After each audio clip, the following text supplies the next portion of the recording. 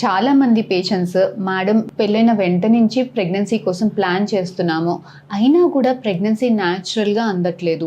First fertility అనగానే ఎందుకు increase అయిపోతుంది అని అంటే, చాలా మటుకి మన పూర్వకాలంలో మ్యారేజ్ అనేది అర్లీగా చేసుకునే వాళ్ళు.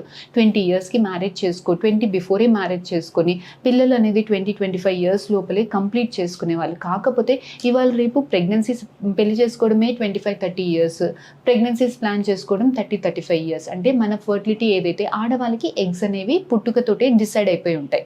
ఏజ్ అవుతున్నా కొద్దీ ఎగ్స్ నెంబర్ తగ్గిపోతుంది, క్వాలిటీ తగ్గిపోతుంది. ఫర్టిలిటీ అనేది 25-30 ఇయర్స్ మధ్యలో పీక్ ఉంటుంది, 30-35 ఇయర్స్ మధ్యలో డిక్లైన్, 35 ఇయర్స్ దాటిన తర్వాత ప్రెగ్నెన్సీ పొటెన్షియల్ వచ్చేదానికి ఎగ్ క్వాలిటీ డ్రాస్టికల్గా తగ్గిపోతుంది. మనం ప్రెగ్నెన్సీస్ ఎప్పుడైతే 30-35 ఇయర్స్ మధ్యలో ప్రెగ్నెన్సీ ప్లాన్ చేసుకోవడం స్టార్ట్ చేస్తున్నామో ఆ డిక్లైనింగ్ ఫేజ్లో స్టార్ట్ చేస్తున్నాం కాబట్టి చాలా ఇష్యూస్ అనేవి వస్తున్నాయి. కాకపోతే చాలామంది ఆడవాళ్ళకి మగవాళ్ళకి 25 ఇయర్స్ ఉన్నప్పుడు 20-25-30 ఇయర్స్లోనే చాలా మటుకి ఆడవాళ్ళకి ఎగ్స్ అయిపోవడము, ఎగ్స్లో క్వాలిటీ ఉండకపోవడము ఇవాళ రేపు గమనిస్తున్నాం. సో ఎందుకు ఇంత ఎర్లీ ఏజ్లోనే ఎగ్స్ అయిపోతున్నాయి అని అంటే, మనము చాలా మటుకి ఫస్ట్ లైఫ్ స్టైల్ విషయాల నుంచి గమనిస్తుంటే చాలా మటుకి లైఫ్ స్టైల్ అనేది మారిపోయింది. స్ట్రెస్ అనేది చాలా ఎక్కువ అయిపోతుంది, జంక్ ఫుడ్ కన్జంప్షన్ అనేది చాలా ఎక్కువ అయిపోతుంది. సో ఈ జంక్ ఫుడ్ కన్జ్యూమ్ చేయడము, పిజ్జాస్, బర్గర్స్, చాలా మటుకి క్యాండ్ foods, packed foods, processed foods తినడము, కూల్ డ్రింక్స్ ఇవన్నీ తాగడం వల్ల ఇవన్నీ ప్రిజర్వేటివ్స్ ఏవైతే ప్యాక్డ్ ఫుడ్స్లో ప్రిజర్వేటివ్స్ ఉంటాయో, ఈ క్యాలరీస్ ఎక్కువ కన్జ్యూమ్ చేయడం వల్ల, ఈ పెస్టిసైడ్స్ మిక్సేజ్ వల్ల చాలా మటుకి మన లోపల హార్మోనల్ ఇంబ్యాలెన్స్ అనేది చాలా ఎక్కువగా ఉంటుంది. ప్రెగ్నెంట్ విమెన్ ఎంత బరువు పెరగాలి అండ్ ఏ నెలలో ఎంత బరువు ఉండాలి అనే దాని గురించి చెప్తాను. So pregnancy is divided into 3 trimester. మొదటి 3 నెలలు, తర్వాత 3 నెలలు, ఆఖరి 3 నెలలు, 1 to 3 months, 4 to 7 months, 7th month to delivery. So first 3 months first ట్రైమెస్టర్లో అసలు బరువు పెరగాల్సిన అవసరం లేదు. వెంటనే మీరు అన్ని తినేసి బరువు పెరగటం is not correct. First 3 months లో జస్ట్ 1 kg ఇంప్రూవ్మెంట్ ఉంటే సరిపోద్దండి. And the next 3 months, that is 4 to 7 months లో 5 kgs and 7 months to delivery వరకు నెక్స్ట్ 5 kgs. సో టోటల్ కలిపి ఒక 10 to 11 kg weight gain is an ideal weight gain. కొంతమంది first నుంచి కూడా ఎక్కువ తినాలేమో, ఇంట్లో వాళ్ళు తినటం ఇవన్నీ చేస్తూ ఉంటారు. బట్ ఇది గుర్తుపెట్టుకోండి, first trimester just 1 kg growth అయితే చాలు, ఆర్ ఏం లేకపోయినా no problem. The other 4 to 7 months లో 5 kg వెయిట్ గెయిన్ ఉండాలి, 7 months స్టిల్ డెలివరీ ఇంకో 5 kg వెయిట్ గెయిన్ ఉండాలి. సో ఇది కరెక్ట్ ఒక ఈక్వల్ గా డిస్ట్రిబ్యూట్ అయిన వెయిట్ గెయిన్ అనమాట. So weight gain should be proper weight వల్లనే, బేబీ వెయిట్ వల్ల, బేబీ ఉమ్మనీరు వల్ల ఉండాలి. కానీ మీకు వచ్చే వాటర్ వల్ల, కాళ్లలో ఎడిమా వల్ల, దీని వల్ల వెయిట్ గెయిన్ అవ్వటం కరెక్ట్ కాదండి. Thank you. చాలా మందికి IUI అయిన ప్రొసీజర్ అయిన తర్వాత పెయిన్ రావటం, బాగా లోవర్ అబ్డామినల్ పెయిన్ ఇలా ఎక్కువ ఉంటుంది అని కంప్లైంట్ చేస్తారనమాట. సో ఇది ఎందువల్ల అంటే, నార్మల్గా మనము IUIలో మనము ఏంటంటే స్పర్మ్ అనేది, హస్బెండ్ స్పర్మ్ అనేది యూట్రస్లోకి ఇంప్లాంట్ చేస్తాం. తర్వాత మనం భార్యాభర్తలు కలవచ్చు అని కూడా చెప్తామన్నమాట.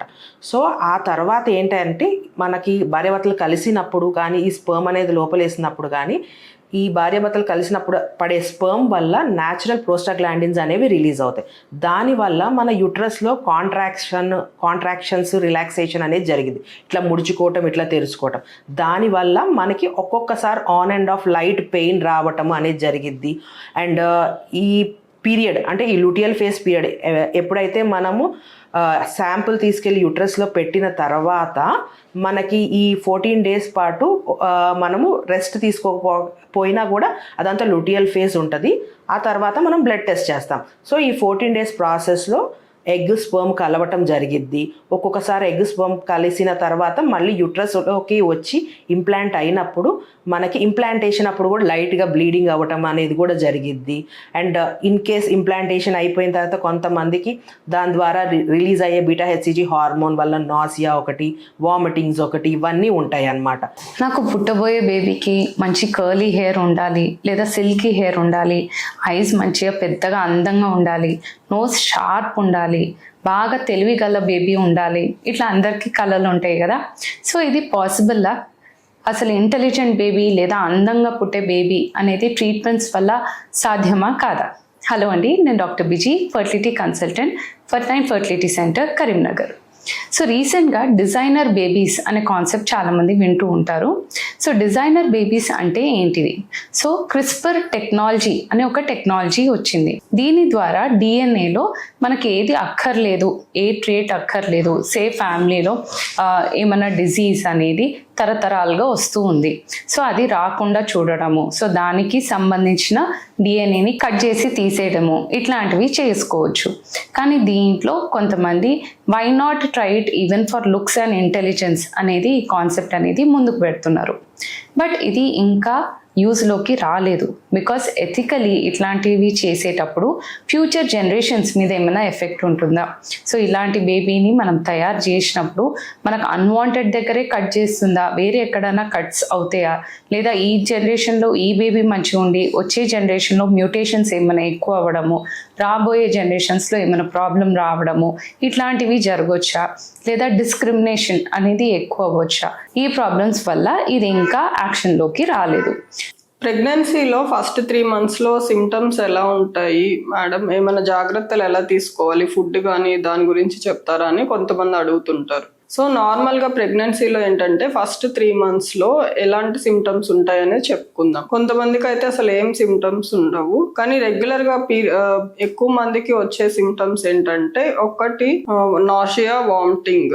అంటే ఎక్కువ మందిలో వామిటింగ్స్ అవినా అవ్వకపోయినా ఫుడ్ తినాలనిపించకపోవడము, నెక్స్ట్ వామిటింగ్ వచ్చినట్లు ఉండడము, కళ్ళు తిరిగినట్లు ఉండడం, ఇలాంటివన్నీ చూస్తుంటాం. సో మెయిన్ రీజన్ ఏంటి అంటే హార్మోన్స్ చేంజెస్ వల్ల. ప్రొజెస్ట్రాన్ ప్రెగ్నెన్సీ కంటిన్యూ అవడానికి ప్రొజెస్ట్రాన్ లెవెల్స్ అనేటివి హైగా ఉంటాయి అన్నమాట. సో ఈ హై ప్రొజెస్ట్రాన్ వల్ల బాడీలో వచ్చే చేంజెస్ లోనే ఇవన్నీ వస్తాయి. ఎక్కువగా nausea, vomitings. Next most important ఏంటంటే చాలా గ్యాస్ట్రైటిస్ చాలా ఉంటది. ఇంకొంతమందికి అసలు వామిటింగ్స్ అవేమీ లేకపోయినా కూడా బాగా హార్ట్ బర్న్ ఉండడము, ఇవన్నీ ఉంటది అన్నమాట.